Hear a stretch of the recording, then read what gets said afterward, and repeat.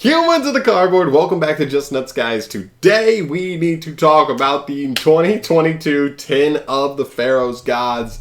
This set just got a ton of reveals today. In fact, today was the day that all of the Yu-Gi tubers got to pretty much open their copies of the tin itself, which means we got a ton of reveals as far as what a lot of the reprints as well as some of the new imported cards were going to be in the set.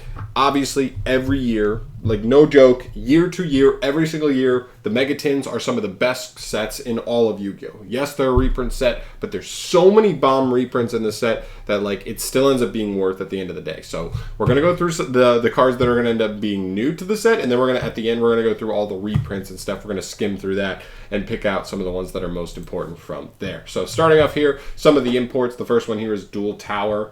This card's whatever. It's mostly like a battle phase kind of card. At the start of the battle phase, each player will reveal one monster from their deck that does not have a question mark attack stat.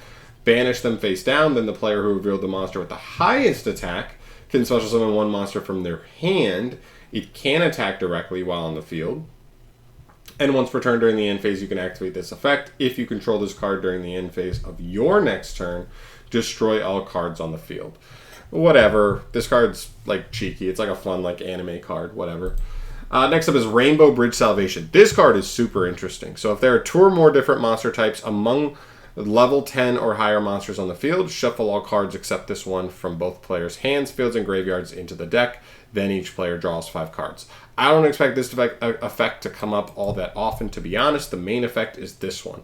You can banish this card from your graveyard to add a Crystal Beast monster and 1 field spell from your deck to your hand. Absolutely broken. This just adds any monster in your archetype as well as any generic field spell.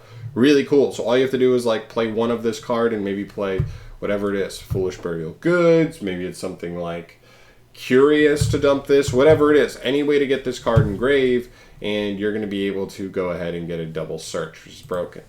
Next up is Link into the Vrains. Now this is a weird, very specific spell card that kind of seems like it's like Magical Musketeer support and almost nothing else, but still. This card says special summon a monster from your hand but negate its effects. Then immediately after this effect resolves, Link summon a Link monster using monsters you control as material, including that monster. This Link summon cannot be negated. Also, your opponent cannot activate cards or effects when a monster is Link summoned this way. So yeah, you kind of just get like the magical meltdown treatment. Your opponent really just can't respond to the summon, and that leads you into resolving your max super easily. From there, if a Link monster you control is destroyed by battle or card effect while this card is in the grave, banish this card to add any monster from your graveyard to your hand with the same original type as one of those monsters. That's pretty nice as well because we're playing with a Link 1 if you're playing the Magical Musketeer application here, which means you summon a Musketeer, link it into Max. Max resolves because of this card, and then if it's destroyed, or any other monster really, right? Or no, it doesn't have to be a Link. If Max is destroyed, which he's pretty small and your opponent's probably going to run over him, you would be able to use this effect to just get the Musketeer you linked for him back to your hand for free, which is really cool. So yeah, this card's pretty solid. Then we move to the Divine Beast support. Soul Energy Max. If you control Obelisk the Tormentor, whose original attribute is Divine in your monster zone, tribute 2 other face-up monsters, destroy as many monsters your opponent controls as possible, and if you do, inflict 4,000 damage to your opponent. God damn. During the main or battle phase, you can banish this card from your graveyard to add an Obelisk from your deck to your graveyard to your hand. Then immediately after this effect resolves, normal summon 1 Obelisk the Tormentor. Fun anime Egyptian god card. Woo! Next up is the Revived Sky God. This is your Slifer card. The activation of this card or its effects cannot be negated, nor can its effects be negated. Special summon a Slifer from your graveyard, then each player draws until they have 6 cards in their hand. Jesus, with some of these cards. You can banish this card from your graveyard to place a monster reborn from your deck or graveyard on top of your deck. Then, if a Divine Beast is in your grave, draw 1 card. Pretty cool. Like, whatever. Sorry, not the last one. Second to last one. Here's another Obelisk card. This is the Breaking Ruin God. The activation of this card or its effects cannot be negated, nor can its effects be negated. Special summon an obelisk from your hand or grave, and if you do, it's unaffected by your opponent's card effects this turn. If you tribute 2 or more monsters you control at the same time to activate your card or effect while you control obelisk, you can banish this card from your graveyard to banish all monsters your opponent in your opponent's graveyard, and if you do, inflict 500 damage to your opponent for each one banished. Fine, whatever. And the last one here is the True Sun God. This is for Slifer. When this card is activated, add a Ra or one card that mentions it from deck to hand. So this card immediately to me is like the best one of all of these because it's just like a fucking Stratos or a Rhoda on activation, which is cool. Monsters except for Ra cannot attack the turn they are special summoned. Cool. Once per turn during your main phase, you can send this card from the field or 1 Winged Dragon of Ra Immortal Phoenix from your deck to the graveyard to send a Winged Dragon of Ra from your monster zone to the graveyard. I don't know why you'd be sending your own Ra to the graveyard, but whatever.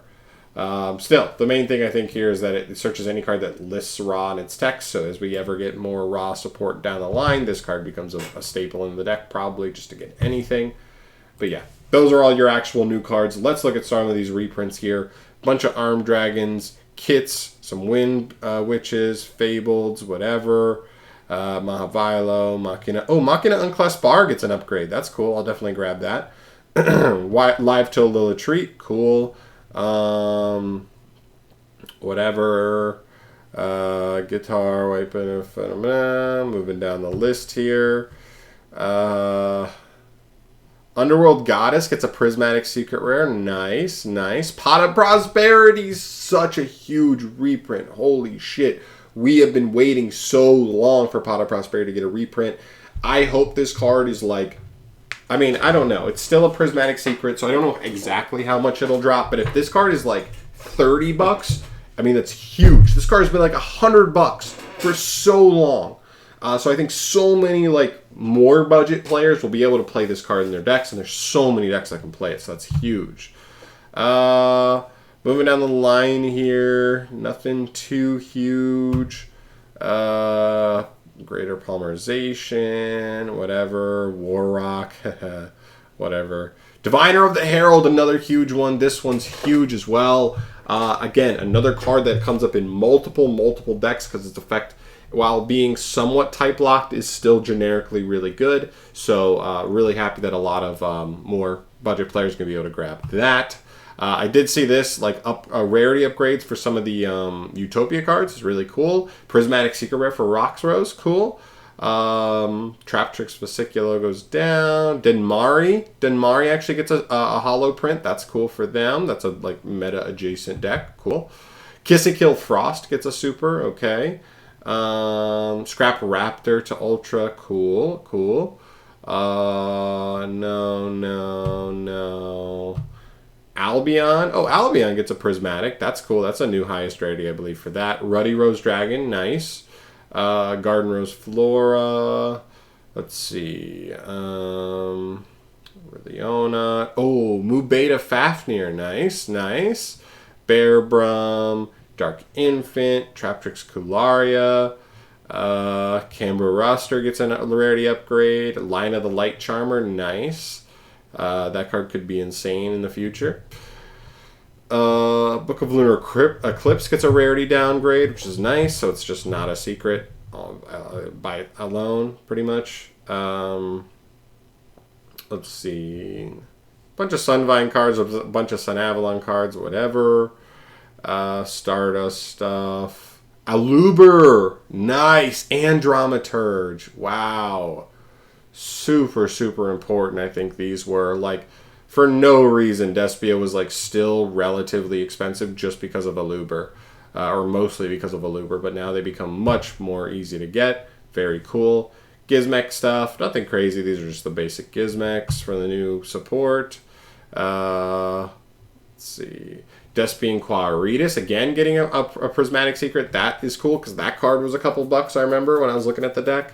Alvain, ooh, the like generic like ready fusion / instant fusion target actually gets a rarity upgrade. That's cool. This is a card I could definitely see coming up depending on like certain decks and stuff. It's pretty cool.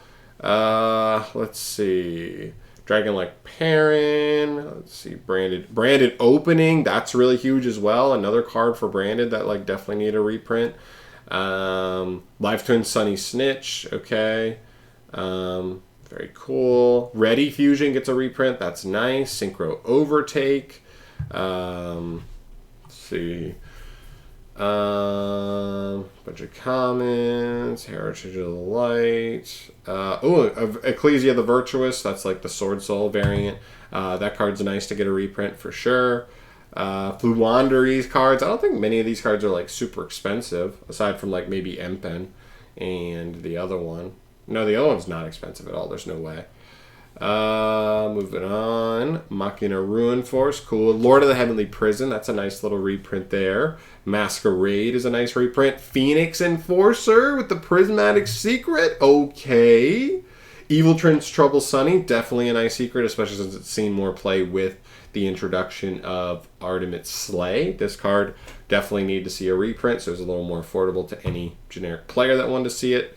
More Flawanda Reese cards, Sunvine Sowing. Small World gets a reprint. That's huge. I've looked at Small World in a couple different decks, but never picked it up because it was like still 30 bucks or 20 to 30 bucks a copy, which is nice. See a reprint there. Too much else there. Threshold Borg, Danger, Disturbance, Disorder, Sprite's Blessing. Okay, here we go. Lightning Storm. Yes, please. Forbidden Droplet. Yes, please. Ghost Ogre, fine. Ghost Reaper, fine. Ash Blossom, yes, please. Now, I've got tons of copies of Ash Blossom, but I know there are a ton of players, and especially new players that want to get into the game and play budget, but like, you know, if you're a new player, you learn pretty quickly, like, I'm going to need Ash Blossom at some point because it's going to come up in multiple different decks at any given format.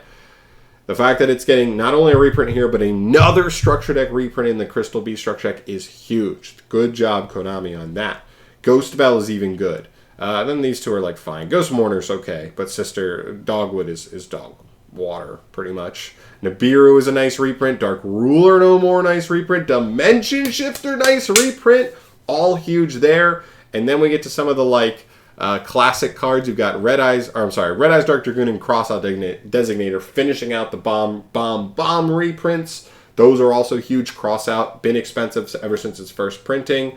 Last year in the Megatins, I believe. And then Dragoon. I think Dragoon is like 2 years old now, but you know, he didn't see a ton of play, but he is still a card that is hard to get because I think he only got printed in like the Megatin 2 years ago, so definitely nice to see him thrown in here. And then we get to like the new artwork cards. There's only a couple of them. Blue Eyes White Dragon, Red Eyes Black Dragon, and Dark Magician Girl. I've seen some of these. Let's see if we can pull them up real quick, just because. The Blue Eyes one is that one. The Red Eyes one should be that one. And the Dark Magician Girl should be that one. Let's see. Yeah, so this is the new artwork for the Blue Eyes. Looks really cool. Very, very anime-y. In fact, I like this so much more than like the actual, like them trying to make any of these other ones look super menacing or whatever. I like that this one's a little more goofy and clunky for sure. Same thing with the Red Eyes. This is just so classic anime. I love the artwork on this. So cool. And the Dark Magician one, of course, phenomenal. A little more simple and like clean, but definitely cool in their own way. Very cool artworks to add to the fray. So all in all, I would say the only thing I'm a little bit disappointed from this is definitely just the new like Egyptian god cards. We've been getting promos every year in the Megatins. 1 year was Dragoons. 1 year it was Crossout Designator.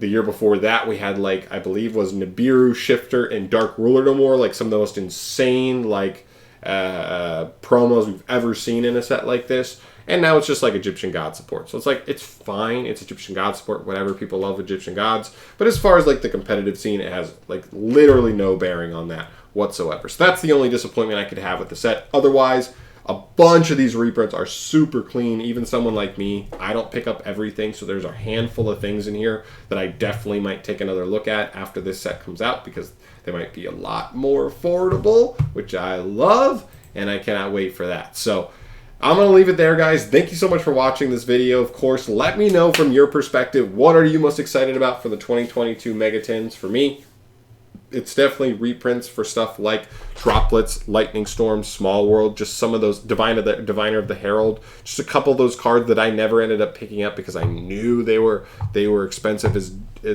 duty, and I didn't need them. So I'm very excited to scoop those now after the Megatins. But I want to hear from you guys. Let me know what you're excited for. I'm out of here for today, though. Thank you so much for watching. As always, subscribe to the channel for more stuff from me down the line. And I'll see you in the next one. Peace.